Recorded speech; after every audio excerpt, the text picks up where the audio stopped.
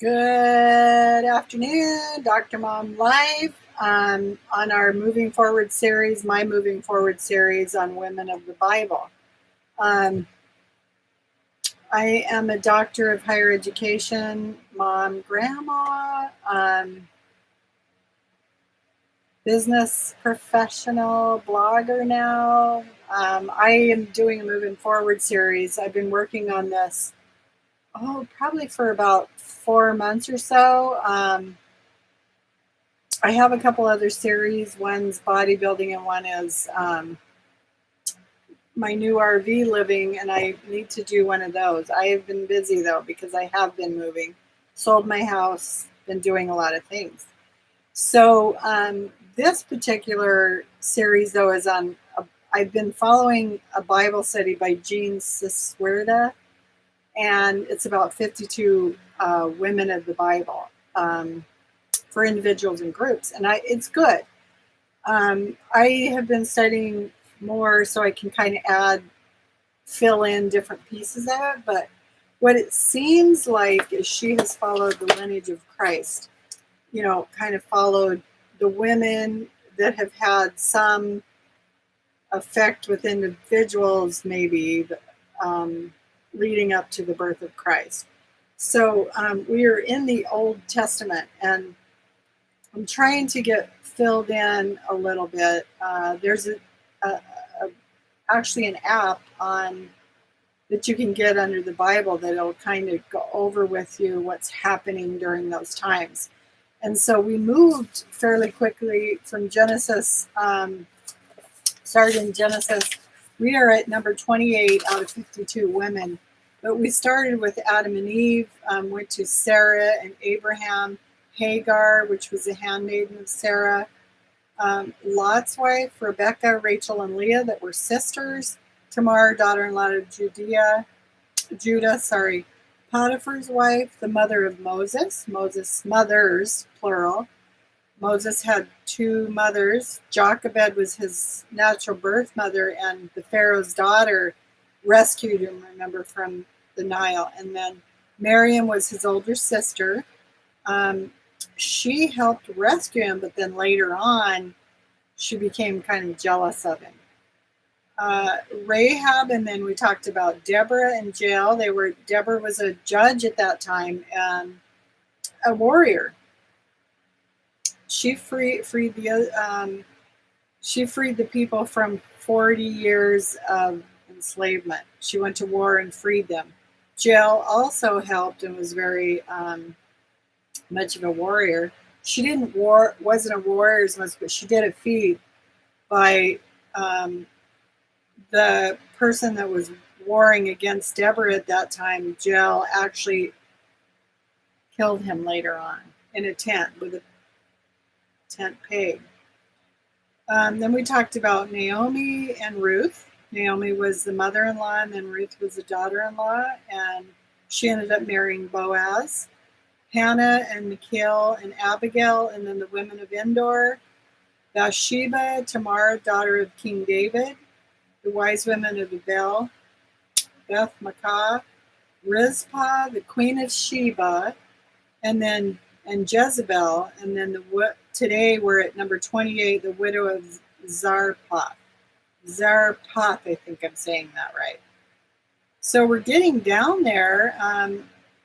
It's looking pretty good. Tomorrow is the Shunammite women. Shunammite women.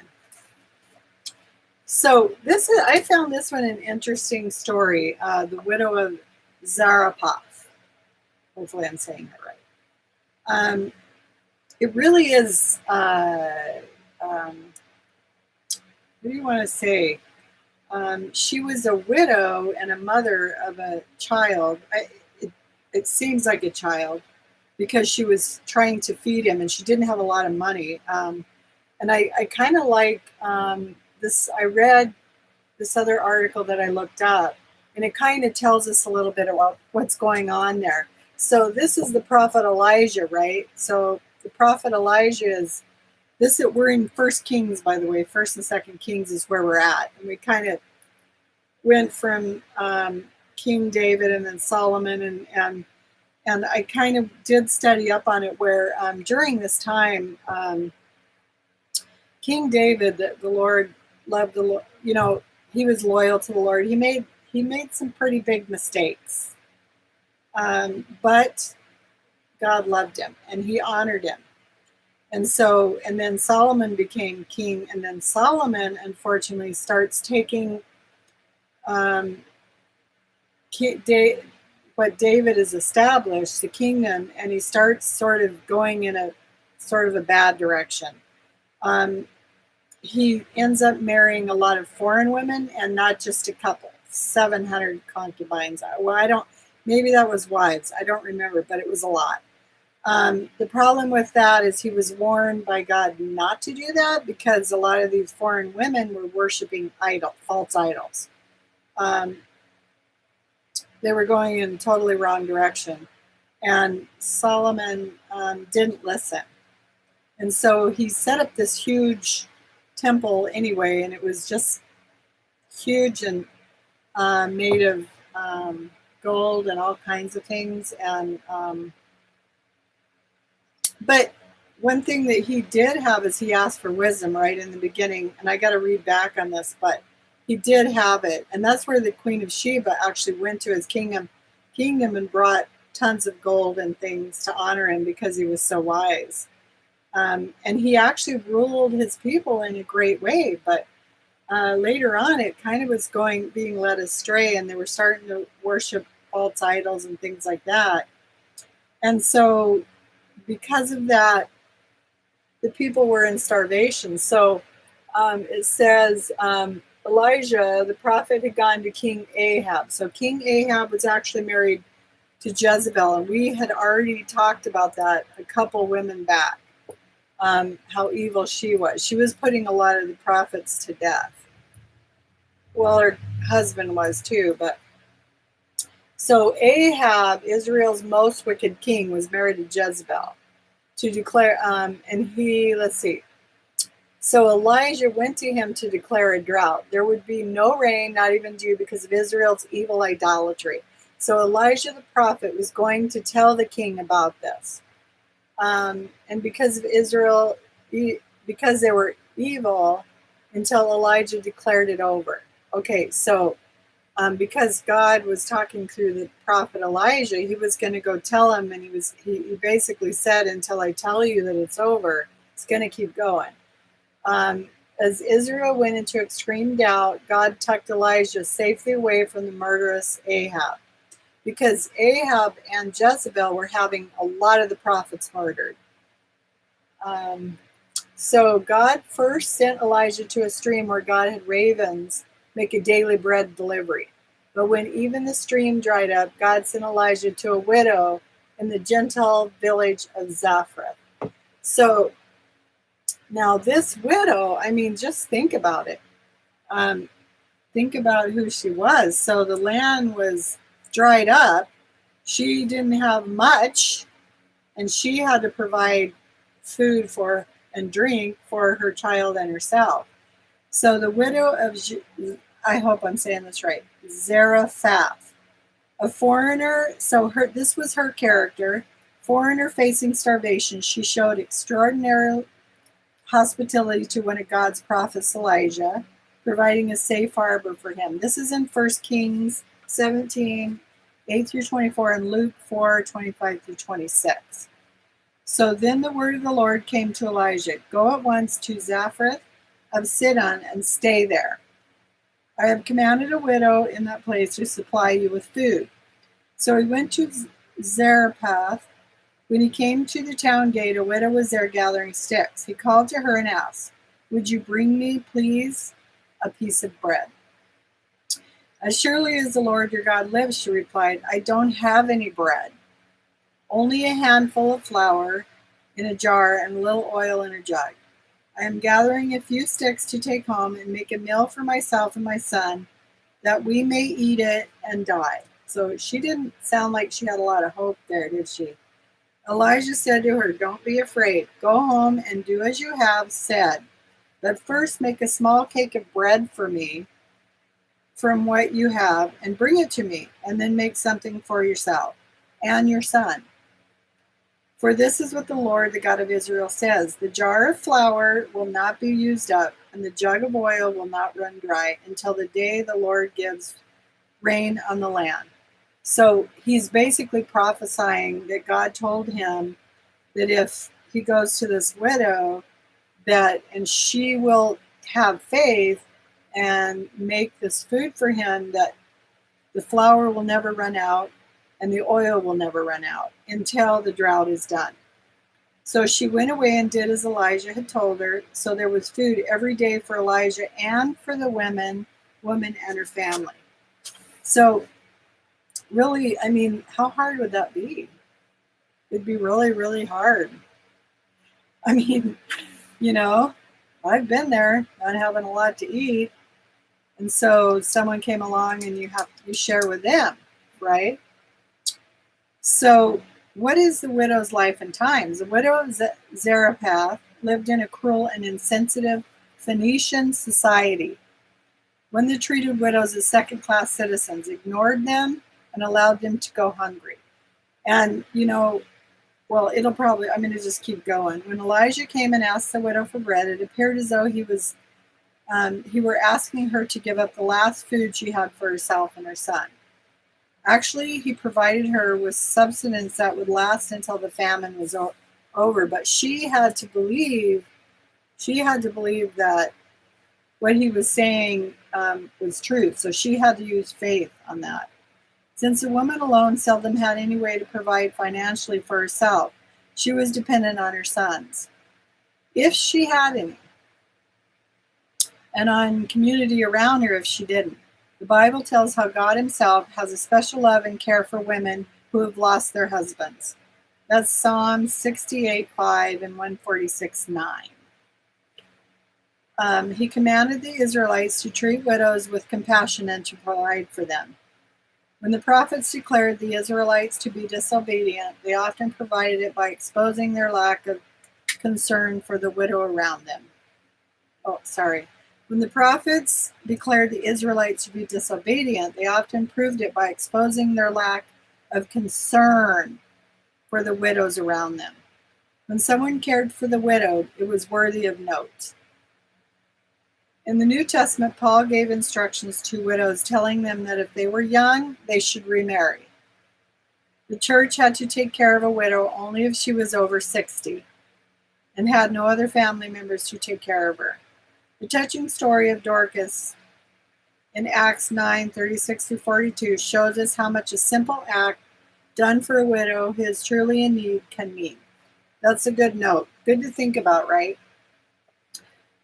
So I'm a widow and 60, but thank the Lord, he has given me many, many blessings, and my beautiful family and blessings. I just can't say enough about the support that I have, and especially from God. And it's because he's just leading me in the right direction, and I'm having my best life, as my daughter-in-law would say. You're living your best life, Ma. So our life and times. Today's church is also responsible for caring for the widows in their congregations. Often insurance payments, Social Security, and the like may take care of a widow's financial needs, but her needs go far beyond having enough money in the checking account. Fellow believers can show their love by freely giving emotional support to the women, by helping out physically with childcare or household chores, or by providing friendship. That's a good story. I wanted to see, I think I have a little more that I looked up on this, so I wanted to finish reading. So you can almost hear the despair in the single mom's words. She told Elijah she had only a handful of flour in a jar and a little olive oil in a jug. I'm gathering a few sticks to take home and make a meal for myself and my son that we may eat it and die. That seems kind of dismal. I mean, just think of the times. It had to have been rough. So she was at the end of her hope, right? Well, the text doesn't say. I imagine her head hanging low and warm tears brushing her cheeks as she described her plight. That had to have been Very difficult. Elijah answered, "Do not be afraid." He instructed her to make a small loaf for him first, and afterwards some for herself and her son, with this promise from God. The flour jar would not become empty, nor the oil jar run dry, until the day the Lord sent rain again. So she went on to do what he asked, and then she had more than enough food, right? More than enough food. There is no hopelessness in God. Our circumstances never tell the whole story. They tell only what we see, but the eternal God is our refuge, and always, always, always underneath are his everlasting arms. It's hard to see sometimes. Like, gosh, I don't know. Where I'm at now is just a huge blessing, but I wasn't always here, and I never knew. I'm so miserable, and the job I was in and everything, and now he blessed me. But I had to do what he asked me to do, and it wasn't always easy. So you may be facing big unknowns. You may be at the end of your own ability, and you may not see the way through your circumstances. I'm reading this, by the way. This is not my own words. I kind of just did some research. But the end of your hope is the middle of God's story. If it seems crazy that God provided for Elijah through ravens, and I found that interesting, very interesting, that he brought him food. It's just as far-fetched that God provided for Elijah through a Gentile, and not only a Gentile woman, but a woman, and not only that, but a widow. That's how that God is. He seems to always bring really cool lessons to people who believe and keep believing. As a Gentile widow living outside of Israel, she was outside the protection of Jewish law and would have been among the most poor and needy. She was a single mom who found herself at the end of her supplies and the end of her ability to provide. Reasoning her only choice was to make a last meal, eat it, and die. But God's resources are unlimited, and his timing is perfect. We may not see a way through, but we are never hopeless in God. So there is no lack in God. I imagine this widow watching her flour and oil dwindle for weeks. I know, I've been there. She had one more handful of flour, and perhaps if she knocked every last bit from the container sides and left the oil jar to hang upside down, she'd just get enough to make one last cake. Before she ever reached the place of need, God knew how he would meet it. Her flour was getting low, but God knew Elijah would come. Her oil is running thin, but God knew Elijah would come. She heads out to gather sticks for a last meal, but God knew Elijah would come. Right now, in your desperate need, God knows how he's going to meet it. In fact, God knows how he will meet needs you haven't even came to. God will provide guidance. God will provide wisdom, comfort, financial. God will provide you financially as you need it. God will provide grace to sustain you. God will provide for each circumstances you need it.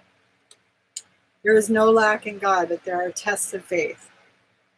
I've been there. I have been there. And honestly, since I've been living life more abundantly and believing that it's always going to be there, I just always believe it is, I have not been without since then.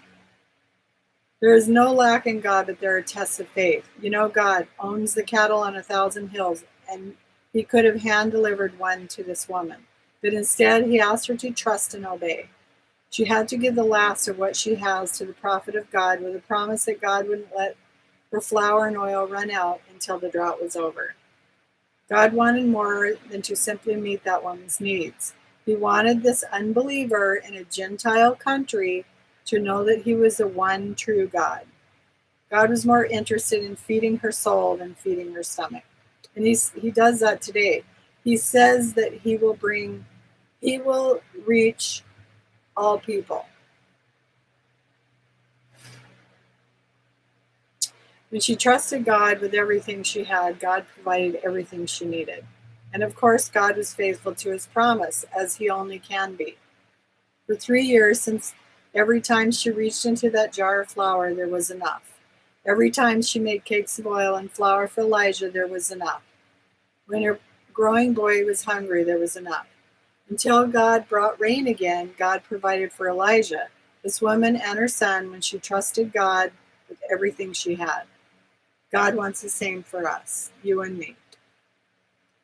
Maybe you wouldn't have chosen to write your story this way. Maybe, like me, you find yourself a young widow and a single mom. Well, I'm not a young woman, a widow. I don't know. I feel like a young widow, but I'm not in that situation, right? Maybe you found yourself at the end of hope and in deep need. God will meet your need. I have been there. He promises that. But he wants more of you. God wants you to have hope beyond this life. He wants to feed your soul as the one true God. I wanted to keep reading because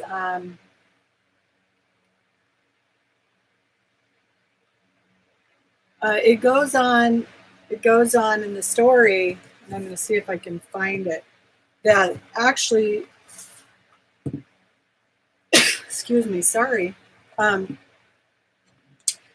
there's more to this story, which I really like, because what it says is Elijah actually goes on to live. He rents from the widow. She has a house, and he rents the top store from this widow, and she's cooking for him, this whole time. And let's see, it's First Kings. Let's see if I can find it.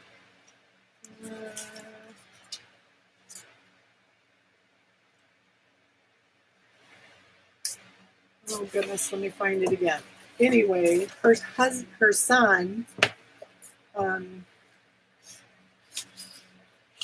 17:8 through 24. So 17:8 through 24. Okay,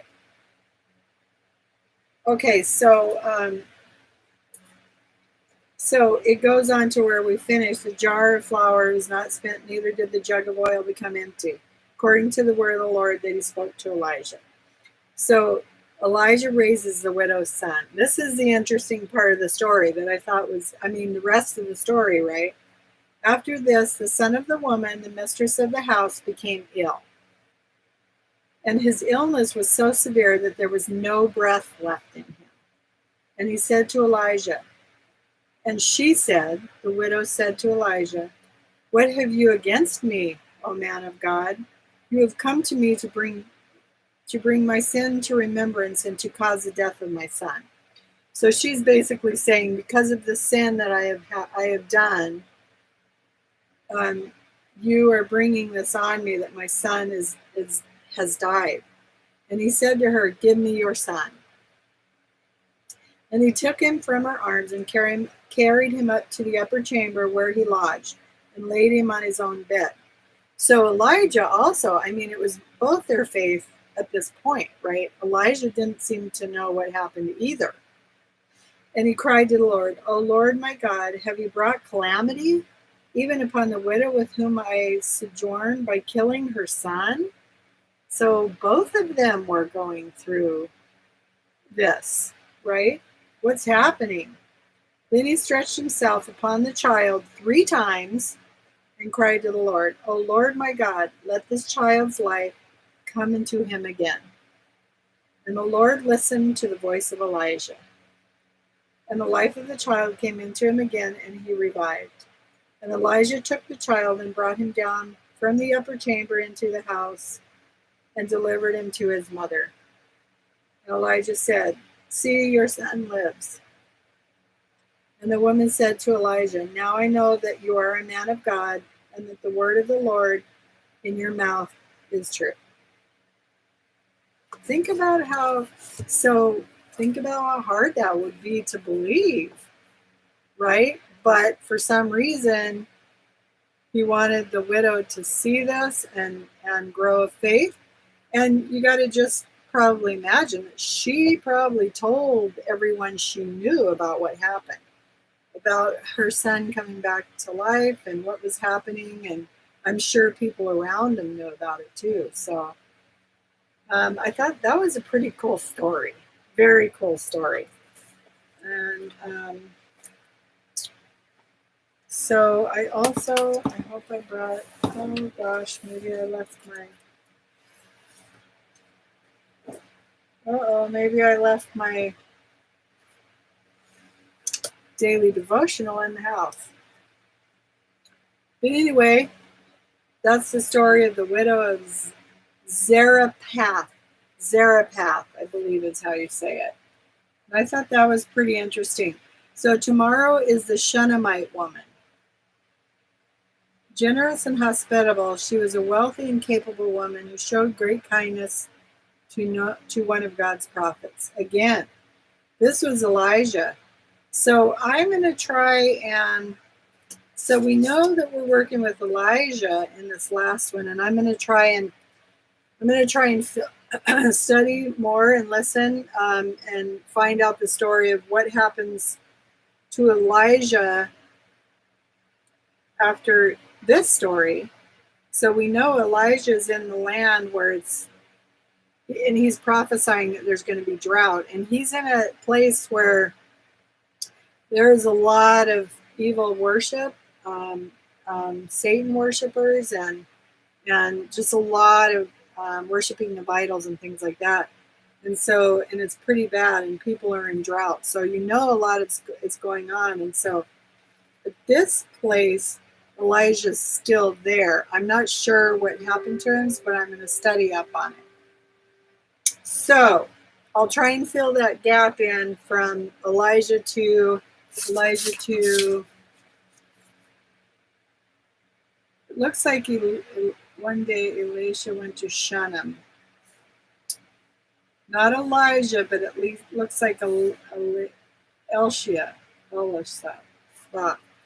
I'll fill you in.